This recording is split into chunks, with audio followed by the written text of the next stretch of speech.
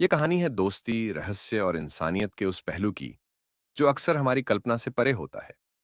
School और college में हम सभी दोस्ती करते हैं, ये सोचते हुए कि ये रिश्ते हमारे साथ जीवन भर रहेंगे।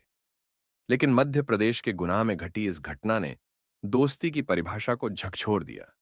ये कहानी आपके रोंगटे खड़े कर देगी, क्योंकि हर बार जब आपको लगेगा कि आपने मामले का मुख्य कारण समझ लिया है, तभी आप गलत साबित हो जाएंगे। साल 2017, मध्य प्रदेश का गुना।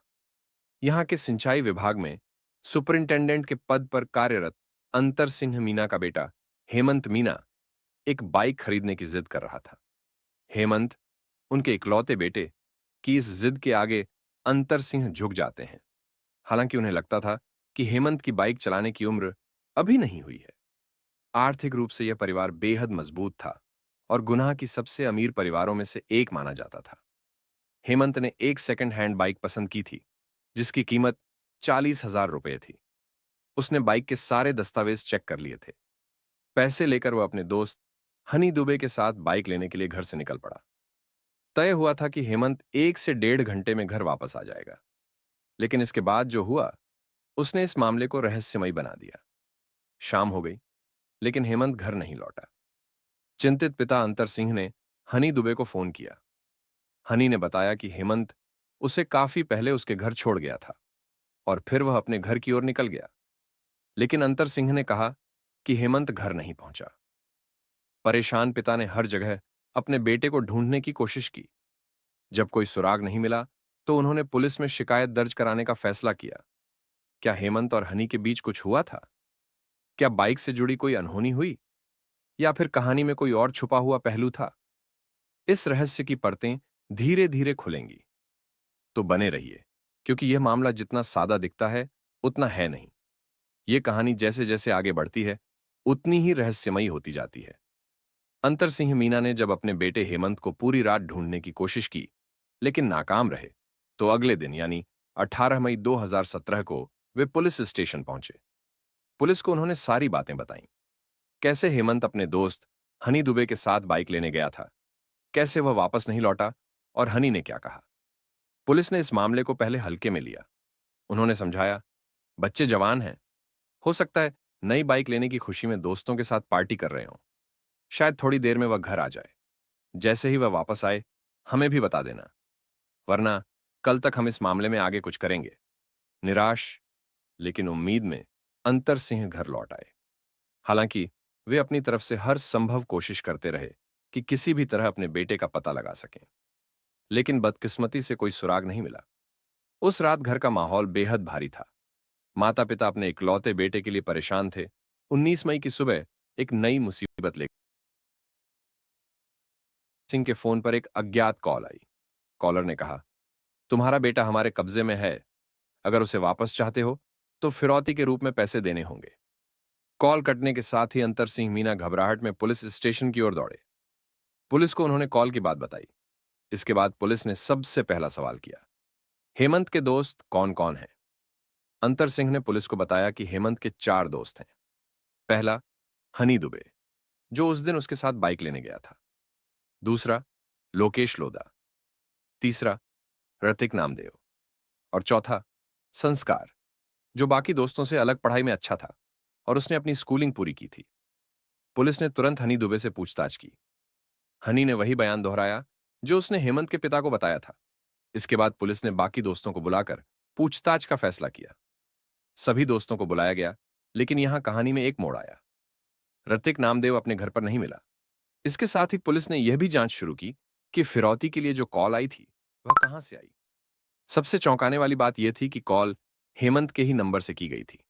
इस खुलासे से परिवार को थोड़ी राहत मिली। उन्हें लगा, कम से कम हेमंत ने किसी तरह से कॉल की है। लेकिन मामला अब और भी पेचीदा हो चुका था।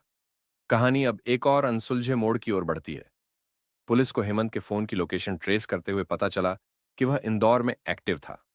उसी समय पुलिस को यह भी जानकारी मिली कि हेमंत का दोस्त ऋतिक नामदेव, जो पहले पूछताछ के लिए हाजिर नहीं हुआ था, इंदौर गया हुआ है। इस जानकारी ने पुलिस के शक को और गहरा कर दिया कि हेमंत के गायब होने में ऋतिक की भूमिका हो सकती है। पुलिस ने ऋतिक की खोजबीन तेज कर दी। जब उन्होंने उसके घर पर पता किया, तो यह पुष्टि हुई कि वह किसी काम से इंदौर गया है। इससे पुलिस का संदेह और पुख्ता हो गया और अब वे ऋतिक पर केंद्रित होकर जांच करने लगे। इसी दौरान पुलिस स्टेशन में एक अनजान कॉल आई। कॉल करने वाले ने बताया कि गुनाह के जंगलों में किसी इंसान का जला हुआ शव पड़ा है। यह खबर सुनते ही पुलिस तुरंत उस जगह पर पहुंची। वहां उन्हें सच में एक शव मिला जो काफी हद तक जल चुका था। शव किसी युवा लड़के का लग रहा था, लेकिन यह पुष्टि करना जरूरी था कि यह शव हेमंत का है या किसी और का। पुलिस ने शव के अवशेषों को फॉरेंसिक जांच के लिए भेज दिया। कुछ समय बाद फॉरेंसिक रिपोर्ट ने सभी को चौंका दिया। शव हेमंत का नहीं, बल्कि ऋतिक का था। जिस व्यक्ति पर पुलिस को सबसे ज्यादा शक था, वही इस दुनिया से जा चुका था। अब केस और उलझ गया था। हेमंत का अभी भी कोई सुराग नहीं मिला था और ऋतिक की मौत ने रहस्य को और गहरा कर दिया। जैसे जैसे यह मामला आगे बढ़ता गया, रहस्य और गहराता गया। पुलिस अब उलझन में थी कि किससे पूछताछ की जाए और इस पूरे मामले की जड़ तक कैसे पहुंचा जाए। हेमंत 18 मई को गायब हुआ था और 19 मई को ऋतिक की जली हुई बॉडी जंगल में मिली थी। पुलिस ने ऋतिक की बॉडी को जंगल से उठाते समय एक फोन बरामद किया, जो किसी और का नहीं बल्कि हेमंत का था। यह फोन मिलने से पुलिस ने अंदाजा लगाया कि फिरौती के लिए जो कॉल की गई थी, वह ऋतिक ने ही की थी। हेमंत के पिता ने भी पुलिस को बताया कि कॉल करने वाले की आवाज उन्हें जानी पहचानी लगी थी। उन्होंने शक जताया कि कॉल करने वाले ने अपनी आवाज को छुपाने के लिए कोई कपड़ा मुंह पर रखा होगा, लेकिन वे लगभग पक्के थे कि यह ऋतिक की ही आवाज थी। पुलिस का शक अब हेमंत के बाकी दोस्तों की ओर बढ़ गया। उनका मानना था कि अगर ऋतिक ने हेमंत का अपहरण किया था, तो वह यह सब अकेले नहीं कर सकता था। उसे किसी और का साथ जरूर मिला होगा और यह मदद उसके दोस्तों से ही आई होगी। जांच के बीच 20 मई को पुलिस को एक और कॉल मिली। कॉल में बताया गया कि गुनाह के जंगल में एक और जला हुआ शव मिला है। पुलिस को फिर से आशंका हुई कि यह शव शायद हेमंत का हो। पुलिस हेमंत के माता पिता को लेकर मौके पर पहुंची, लेकिन जैसे ही उन्होंने शव देखा, उसकी हालत बहुत खराब थी।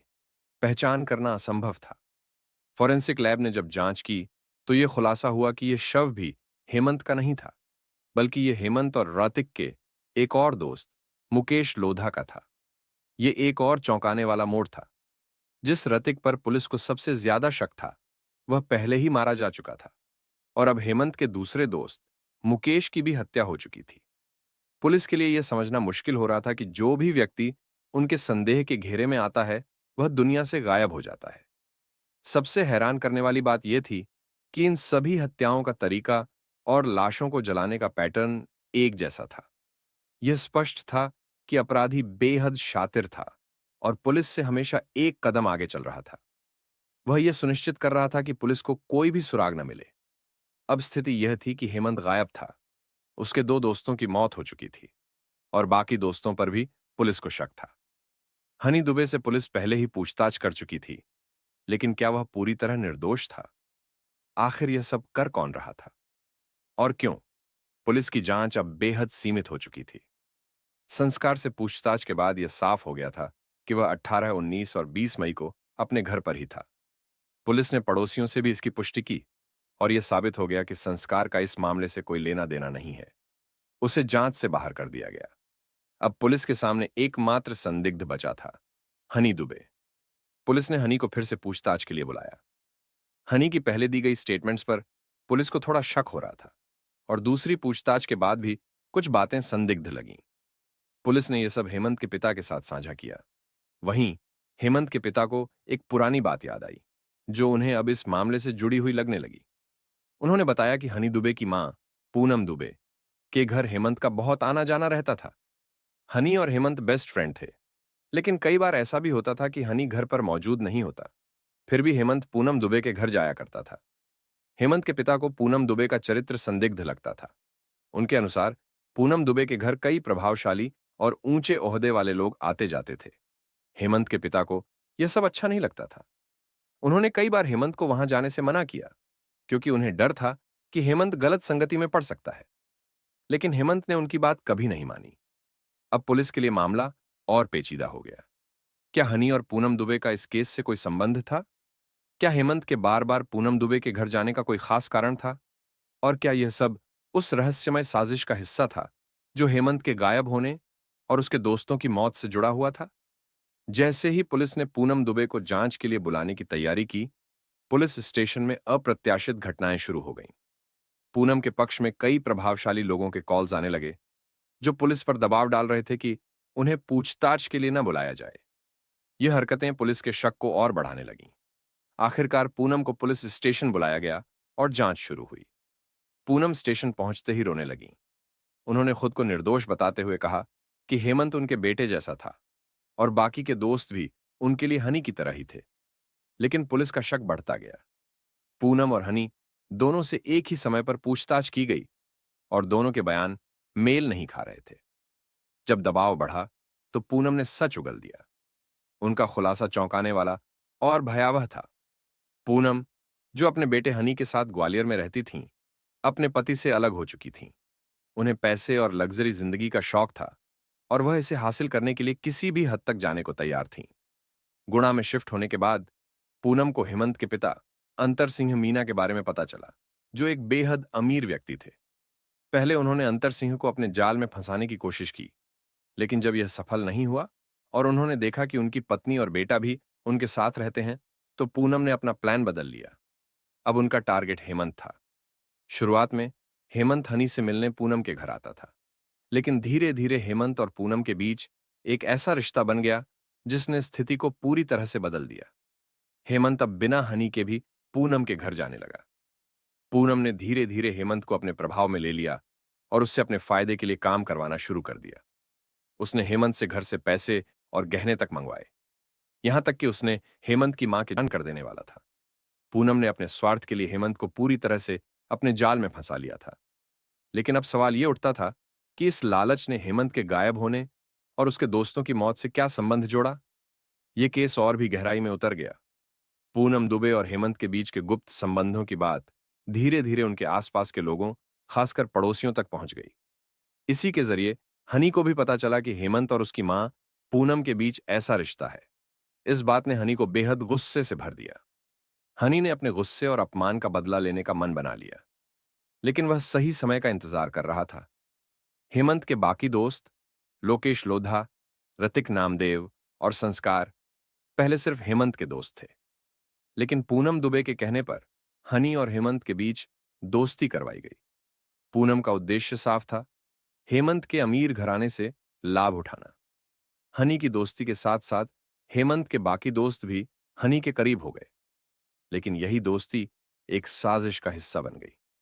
हनी, जो हेमंत से बदला लेने की फिराक में था, को सही मौका मिला जब हेमंत अपनी नई बाइक खरीदने के लिए अपने पिता से 40,000 रुपए नकद लेकर निकला। हनी ने अपने दो दोस्तों लोकेश लोधा और ऋतिक नामदेव को इस बात का लालच दिया कि वे इस नकद राशि पर कब्जा करें।